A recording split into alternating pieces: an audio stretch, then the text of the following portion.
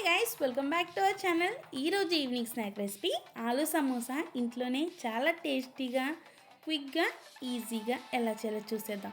ఒక్కసారి ఇంట్లో వాళ్ళకి ఇలా చేసి పెట్టండి, మళ్ళీ మళ్ళీ చేసి పెట్టమంటారు. ఇంకా బయట నుంచి తేవాల్సిన పని ఏముండదు. లేట్ చేయకుండా ఎలా చేయాలో చూసేద్దామా. ఇక్కడ 5 ఆలూస్ని బాయిల్ చేసుకుంటున్నానండి. అలాగే బఠానీని కూడా బాయిల్ చేసుకుంటాను. ఇక్కడ నేను ఆలూ సమోసాలోకి షీట్స్ కోసం 1 కప్పు వరకు మైదాని తీసుకొని జల్లించుకోవాలి. 1 టేబుల్ స్పూన్ వరకు వాము, కొద్దిగా సాల్ట్ వేసుకొని మిక్స్ చేసుకోవాలి. మన స్టఫింగ్లో కూడా సాల్ట్ వేస్తాం కాబట్టి ఇక్కడ కొద్దిగా చూసుకొని వేసుకోవాలి. అలాగే గోరువెచ్చకున్న ఆయిల్ని కూడా వేసుకొని స్లోగా వీడియో క్లిప్లో చూపించిన విధంగా మిక్స్ చేసుకోవాలి. ఇలా మిక్స్ చేసుకున్న తర్వాత కొద్దిగా వాటర్ వేసుకొని ఒక చపాతీ ముద్దలాగా దీన్ని అంతా మిక్స్ చేసుకోవాలి. ఇలా చపాతీ ముద్దలాగా వీటిని మిక్స్ చేసుకున్న తర్వాత చూడండి, పిండి అనేది చక్కగా సాఫ్ట్గా అయితే మిక్స్ చేసుకున్నాం కదా. దీన్ని ఒక 10 నిమిషాల పాటు మూత పెట్టేసి రెస్ట్ ఇచ్చేద్దాం. ఇప్పుడు స్టఫింగ్ కోసం ఆలూస్ని ముందుగానే ఉడకబెట్టేసుకున్నాం కదండి, దీన్ని స్మాష్ చేసుకోవాలి. ఇలా స్మాష్ చేసుకున్న తర్వాత కడాయి పెట్టుకుని దాంట్లో ఆయిల్ వేసుకొని ఆయిల్ హీట్ అయిన తర్వాత సన్నగా కట్ చేసి పెట్టుకున్న పచ్చిమిర్చి, ఉల్లిపాయలు వేసుకొని చక్కగా మిక్స్ చేసుకోవాలి. ఫ్లేమ్ అనేది మీడియం ఫ్లేమ్లో పెట్టుకుని స్టఫింగ్ని రెడీ చేసుకుంటే మసాలాలన్నీ బాగా పడతాయి.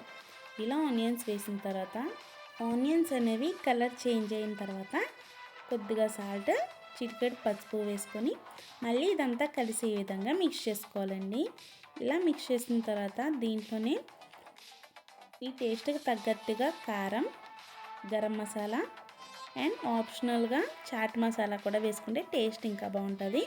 ఇలా చాట్ మసాలా వేసిన తర్వాత మొత్తం అంతా మిక్స్ చేసుకోవాలి. ఇప్పుడు మనం ముందుగానే ఉడికించి పెట్టుకున్న బఠానీలు అండ్ ఆలూని కూడా కొద్దిగా వేసుకొని అంతా కలిసే విధంగా మిక్స్ చేసుకోవాలండి. ఇలా మిక్స్ చేసుకున్న తర్వాత మనకి ఆలూ స్టఫ్ అనేది మిక్స్ చేసుకునేటప్పుడు కంప్లీట్గా లో ఫ్లేమ్లోనే ఉండాలి. చూడండి, స్టఫింగ్ అనేది రెడీ అయిపోయింది.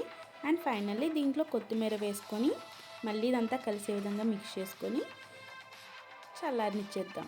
ఇప్పుడు సమోసా షీట్స్ కోసం 10 నిమిషాల పాటు మూత పెట్టేసి ఉంచిన పిండి చూడండి ఎంత సాఫ్ట్గా రెడీ అయిపోయిందో. ఇప్పుడు ఈ పిండినంతా ఒకసారి మళ్ళీ మిక్స్ చేసుకోవాలి. ఇప్పుడు దీన్ని నేను 6 ఈక్వల్ బాల్స్ కింద రెడీ చేసుకుంటున్నాను.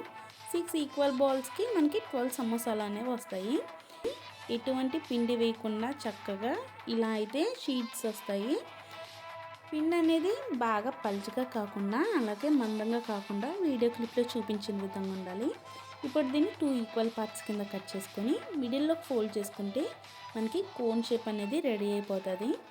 ఇప్పుడు మనం ముందుగానే రెడీ పెట్టుకున్న స్టఫింగ్ని ఈ సమోసాల్లోకి మొత్తం ఫిల్ చేసుకొని ఈ స్టఫింగ్ బయటికి రాకుండా ఇదంతా క్లోజ్ చేసుకోవాలండి. ఇలా సరిగ్గా క్లోజ్ చేసుకోకపోతే ఆయిల్లో వేసేటప్పుడు స్టఫింగ్ మొత్తం బయటకు వచ్చేస్తుంది. ఇలాగే అన్ని సమోసాలని స్టఫింగ్ పెట్టేసుకోవాలి. 12 సమోసాలు చూడండి ఇలా రెడీ అయిపోయినాయి. ఇప్పుడు కడాయి పెట్టుకొని ఆయిల్ వేసుకొని ఆయిల్ హీట్ అయిన తర్వాత సమోసాలను ఒక్కొక్కటిగా వేసుకొని గోల్డెన్ బ్రౌన్ కలర్ వచ్చే వరకు 2 సైడ్స్ ఈవెన్గా ఫ్రై చేసుకొని ఆయిల్లోంచి సెపరేట్ చేసుకోవాలి.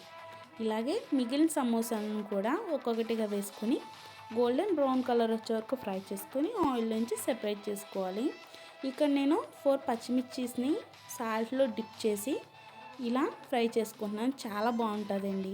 ఫైనల్లీ చూడండి, సమోసాలు అయితే రెడీ అయిపోయింది. పచ్చిమిర్చి, ఉల్లిపాయలు అండ్ టమాటా కెచప్తో సర్వ్ చేసుకుంటే చాలా బాగుంటుంది. ఇక్కడ మా మేనర్ రియాక్షన్ చూడండి, సూపర్గా ఉందని చెప్తాను. Like, share and subscribe for more videos.